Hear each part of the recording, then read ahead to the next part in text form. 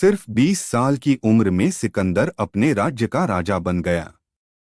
लेकिन वह सिर्फ राजा बनकर संतुष्ट नहीं था। उसका सपना था पूरी दुनिया को जीतना। इसके बाद उसने अपनी विशाल सेना के साथ विजय यात्रा शुरू की। उसने एक के बाद एक कई बड़े राज्यों को पराजित कर दिया। उसकी सबसे बड़ी जीत तब हुई जब उसने शक्तिशाली फारसी साम्राज्य को भी हरा दिया। यह उस समय दुनिया के सबसे बड़े साम्राज्यों में से एक था। अब सिकंदर को लगने लगा कि उसे कोई नहीं रोक सकता। इसके बाद सिकंदर की नज़र उस भूमि पर पड़ी जिसे उस समय सोने की चिड़िया कहा जाता था, भारत। साल 326 ईसा पूर्व में वह अपनी विशाल सेना के साथ भारत के उत्तर पश्चिम क्षेत्र यानी आज के पंजाब में पहुंचा। यहीं उसका सामना एक बहादुर भारतीय राजा पोरस से हुआ। दोनों सेनाओं के बीच एक भयंकर युद्ध हुआ जिसे इतिहास में हाइडेस्पीस का युद्ध कहा जाता है। यह युद्ध झेलम नदी के किनारे लड़ा गया था और इसमें दोनों सेनाओं ने अपनी पूरी ताकत लगा दी। राजा पोरस की सेना में विशाल युद्ध हाथी थे जो सिकंदर की सेना के लिए बिल्कुल नए और डरावने थे। जब युद्ध शुरू हुआ तो पूरा मैदान युद्ध के शोर से गूंज उठा। तलवारों की टकराहट, घोड़ों की दौड़ और हाथियों की गर्जना से युद्ध और भी भयंकर हो गया। यह लड़ाई कई घंटों तक चली। आखिरकार सिकंदर की सेना ने बढ़त बना ली और राजा पोरस को बंदी बना लिया गया। इसके बाद पोरस को सिकंदर के सामने लाया गया। सिकंदर ने पोरस से पूछा, तुम्हारे साथ कैसा व्यवहार किया जाए?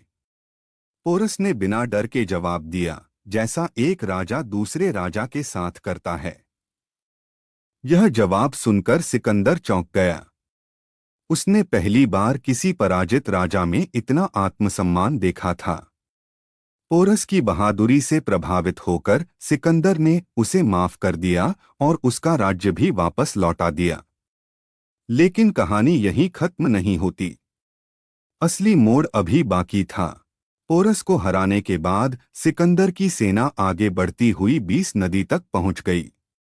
सिकंदर चाहता था कि वह भारत के अंदर और आगे बढ़े और बड़े बड़े राज्यों को जीत ले, लेकिन यहीं से कहानी बदल गई।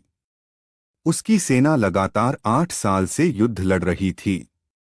हजारों किलोमीटर की यात्रा और अनगिनत लड़ाइयों ने सैनिकों को बहुत थका दिया था। इसी बीच उन्हें खबर मिली कि भारत के अंदर और भी शक्तिशाली राज्य हैं।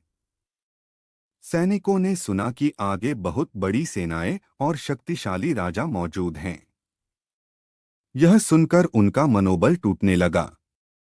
उन्होंने सिकंदर से कहा कि अब वे और आगे नहीं बढ़ सकते और अपने घर वापस जाना चाहते हैं।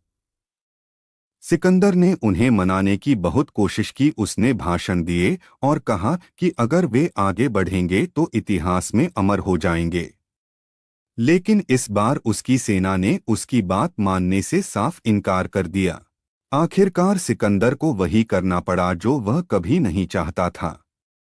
उसे भारत से वापस लौटना पड़ा। दुनिया जीतने का सपना देखने वाला महान विजेता भारत के अंदर आगे नहीं बढ़ सका। वापसी के सफर में भी उसकी सेना को कई कठिनाइयों का सामना करना पड़ा और कुछ ही साल बाद केवल 32 साल की उम्र में सिकंदर की मृत्यु हो गई। लेकिन आज भी इतिहास में एक सवाल बना हुआ है कि क्या सच में सिकंदर भारत जीत सकता था?